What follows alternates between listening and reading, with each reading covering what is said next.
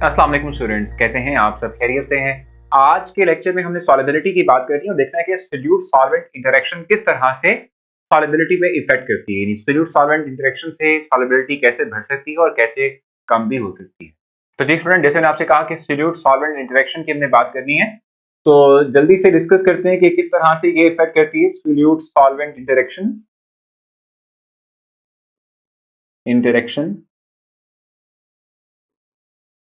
देखिए, जहां तक बात है सोल्यूट सॉल्वेंट इंटरेक्शन की, तो हम कहते हैं कि सोल्यूट जो है वो सॉल्वेंट में डिसॉल्व ही तब होता है कि जब सोल्यूट और सॉल्वेंट पार्टिकल्स के दरमियान अट्रैक्टिव फोर्सेस डेवलप होती हैं। जब तक कि सोल्यूट सॉल्वेंट पार्टिकल्स के दरमियान अट्रैक्टिव फोर्सेस डेवलप नहीं होती, तब तक कभी भी सोल्यूट सॉल्वेंट में डिसॉल्व होकर सोल्यूशन प्रिपेयर नहीं करता। ठीक है। अब जब भी हम सोल्यूट को सॉल्वेंट में डिसॉल्व करने की कोशिश करते हैं, यानी कि सोल्यूट को सॉल्वेंट में डालते हैं, और जब भी सॉल्यूशन प्रिपेयर होता है, तो तीन तरह की जो है हमारे पास, हम कह रहे हैं कि तीन चीजें बहुत जरूरी है कि जो होना चाहिए। ठीक है। फर्स्ट हमारे पास क्या है कि सोल्यूट सोल्यूट पार्टिकल्स के दरमियान स्पेस क्रिएट होती है। ठीक है। सोल्यूट सोल्यूट पार्टिकल के दरमियान स्पेस क्रिएट होती है। सोल्यूट सोल्यूट पार्टिकल्स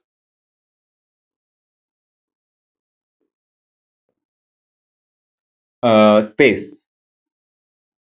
इस तरह से सेम सेकंड पॉइंट भी मैं राइट करता हूं, मैं पॉइंट राइट करता हूं, फिर मैं आपको एक्सप्लेन भी करूंगा कि हम कहना क्या चाह रहे हैं। सेकंड पॉइंट हमारे पास है सॉल्वेंट सॉल्वेंट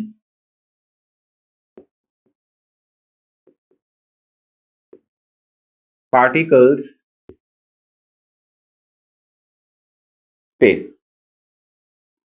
और थर्ड पॉइंट हमारे पास क्या है जी? थर्ड पॉइंट हमारे पास है, हम ये बात कहते हैं कि सोल्यूट सॉल्वेंट इंटरेक्शन।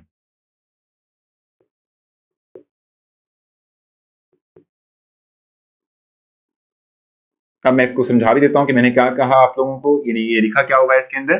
देखो, मैं आपसे ये बात कह रहा हूं कि सोल्यूट को डिसॉल्व जब हम सॉल्वेंट में करते हैं टू प्रिपेयर सॉल्यूशन, ये तभी मुमकिन है कि जब एग्जिस्टिंग जो सोल्यूट है जिसको हम डिसॉल्व करना चाह रहे हैं, जिससे कि हम सॉल्यूशन प्रिपेयर करेंगे, सबसे पहले तो ये कि सोल्यूट सोल्यूट पार्टिकल के दरमियान गैप क्रिएट किए जाए। गैप क्यों क्रिएट किए जाए? क्योंकि जब तक सोल्यूट सोल्यूट पार्टिकल्स के दरमियान जो फोर्स ऑफ अट्रैक्शन है, जब तक वो ब्रेक नहीं होगी, तब तक सोल्यूट पार्टिकल सॉल्वेंट में डिसॉल्व नहीं हो सकते। ठीक है। अब जब ये सोल्यूट सोल्यूट पार्टिकल ने स्पेस क्रिएट कर दी है, force of attraction between solute particles हमने कम कर दी है, तो फिर क्या होगा कि हम सॉल्वेंट पार्टिकल्स को दूर करेंगे दूसरे से, उनके दरमियान स्पेसेस क्रिएट करेंगे। उनके दरमियान स्पेसेस क्रिएट करने की रीजन क्या है, लॉजिक क्या है कि जो स्पेसेस सॉल्वेंट सॉल्वेंट पार्टिकल्स के दरमियान क्रिएट हम करेंगे, वो स्पेस सोल्यूट पार्टिकल्स जो है वो क्या करेंगे, वो फिल करेंगे। और तब जब ये solute particles solid solid particles के दरमियान की जो क्रिएटेड स्पेसेस हैं उनको फिल करेंगे, तो उनसे क्या होगा कि सॉलिड पार्टिकल में इंटरेक्शन फोर्स डेवलप होगी, यानी कि अट्रैक्टिव फोर्स डेवलप होगी, यानी कि सोल्यूट सॉल्वेंट पार्टिकल्स एक दूसरे को अट्रैक्ट करना शुरू कर देंगे और वो डिसॉल्व हो जाएगा। आई समझ इस बात की? अब एक और बात देखें। ठीक है। देखें, हम ये बात कहते हैं कि कोई भी सॉल्यूशन जो है वो तब प्रिपेयर होता है, वो किन कंडीशन पे डिपेंड कर रहा होता है, वो तीन कंडीशन पे डिपेंड कर रहा होता है। किस किस के दरमियान किस पे डिपेंड कर रहा होता है? फर्स्ट वन हमारे पास है solute solute force of attraction, यानी सोल्यूट पार्टिकल्स की आपस में force of attraction. Solute solute force of attraction, इसको मैं शॉर्ट फॉर्म में एफ ए लिख रहा हूं। F A means force of attraction, ये याद रखना है। ठीक है। सेकंड पॉइंट हमारे पास होता है solvent solvent force of attraction.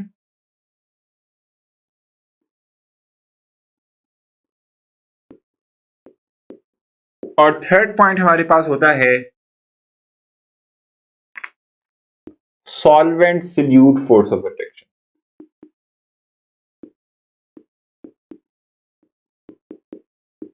ठीक हो गया? ये तीन पॉइंट्स हैं। देखें, पहले आपको solute solute force of attraction को ब्रेक करना है, solvent solvent force of attraction को थोड़ा वीकर करना है, ताकि solvent solute force of attraction develop हो सके। यही तीन पॉइंट्स हमें ये तीन पॉइंट्स कन्वे कर रहे हैं। ठीक है। अब याद रखना आपने कि अगर जो solute solute force of attraction जो है वो अगर स्ट्रॉन्गर होती है as compared to solute solvent force of attraction के, तो हम कहते हैं कि so there will be no solution formation, ठीक है। तो इस कंडीशन में सॉल्यूशन नहीं बन सकता, नो सॉल्यूशन। समझ आइए आप लोगों को।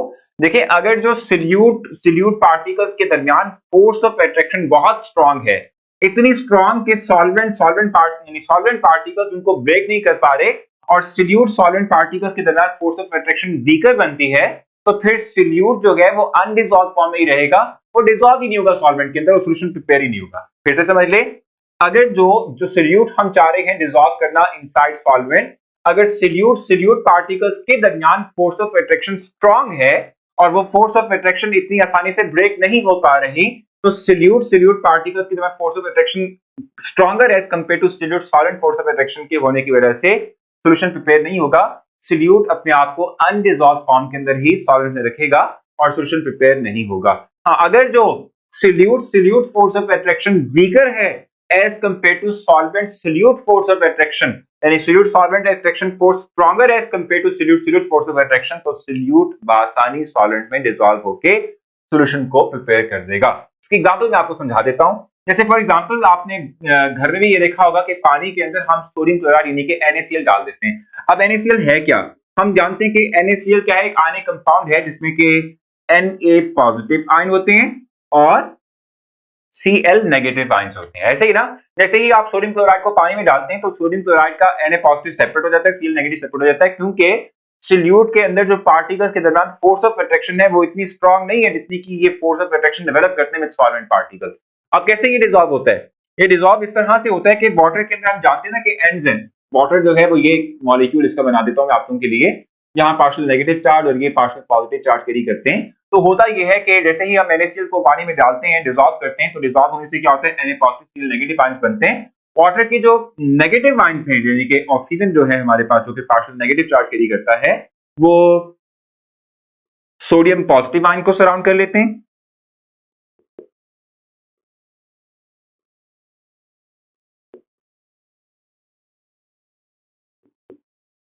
इस तरह से, ठीक है। और वाटर के जो पॉजिटिव एंड्स हैं वो क्लोराइड आयन को क्या कर लेते हैं, सराउंड कर लेते हैं, और इनके दरमियान फोर्स ऑफ अट्रैक्शन डेवलप हो जाती है इस तरह से।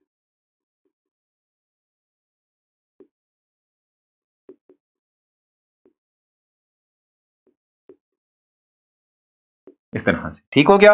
यानी कि सोडियम क्लोराइड पानी में डिसॉल्व कैसे होता है कि सोडियम क्लोराइड अपने आप को तोड़ देता है to sodium positive ion and chloride negative ion, ठीक है। और वाटर के जो ऑपोजिट चार्जेस होते हैं, यानी कि partial negative partial positive charge की हम बात करें, तो negative part of the water molecule will attract the sodium positive ion and positive part of the water molecule will attract the chloride negative ion, ठीक है। इस तरह से हम कहते हैं कि कोई भी आयनिक कंपाउंड पानी में डिसॉल्व हो जाता है अगर जो आयनिक कंपाउंड में जो दो आयंस हैं इनके दरमियान जो फोर्स ऑफ अट्रैक्शन, जिसको आयनिक बॉन्ड कहते हैं, अगर वो वीकर है, एज कंपेयर नहीं वीकर है, वो टूट सकता है, पानी डिसॉल्व सॉरी तोड़ लेगा उसको, तो वो डिसॉल्व हो जाएंगे। अगर आयनिक कंपाउंड जो है, जो जैसे आयंस मौजूद हैं उनके दरमियान जो आयनिक बॉन्ड है, अगर वो स्ट्रांग है और वो स्ट्रांग बॉन्ड जो है वो टूटेगा तभी जब जो है वाटर उसको तोड़ पाएगा, ठीक है। तो स्ट्रांग बॉन्ड नहीं टूटता इतनी आसानी से, तो जब आसानी से नहीं टूट पाएगा तो जाहिर सी बात है वो डिसॉल्व नहीं होंगे। तो इस तरह से हम कहते हैं कि हमारे पास जो है कोई भी आयनिक कंपाउंड वाटर के अंदर बआसानी डिसॉल्व हो जाता है। सेम इस तरीके से अगर आप कहते हैं HCl की बात कर ली जाए, ठीक है, तो आप जानते हैं ना कि HCl के अंदर भी क्या होता है, पार्शियल नेगेटिव एंड और पार्शियल पॉजिटिव एंड होता है। तो वाटर के जो पार्शियल पॉजिटिव एंड्स होंगे वो इस क्लोराइड के साथ अट्रैक्टिव फोर्स डेवलप कर लेंगे, यानी कि क्लोरीन के साथ, और जो हमारे पास वाटर के नेगेटिव एंड यानी कि ऑक्सीजन होगा, ठीक है, वो अट्रैक्टिव फोर्स डेवलप कर लेगा H पॉजिटिव आयन के, यानी कि ये जो hydrogen partial positive charge carry कर है इसके साथ, ठीक है। इस तरीके से HCl जो है वो भी बासानी पानी में डिसॉल्व हो जाता है। सो इस तरह से हम सॉल्वेंट सॉल्यूशन यानी सॉल्वेंट सॉल्यूट की इंटरेक्शन फोर्सेस को डेवलप करते हुए सॉल्यूशंस को प्रिपेयर करते हैं और हमारे पास जो है सॉल्यूशंस जो है बनते हैं। ये थी हमारे पास सॉल्वेंट सॉल्यूट इंटरेक्शंस, जिसकी मैंने आपको जो है एक्सप्लेनेशन दी है। उम्मीद है कि तमाम पॉइंट्स आपने समझ लिए होंगे। स्टिल कोई कंफ्यूजन रह गई हुई तो आप मुझे बता दीजिएगा। अपना ख्याल रखिए, मुलाकात होती है नेक्स्ट लेक्चर में, तब तक के लिए अल्लाह हाफ़िज़।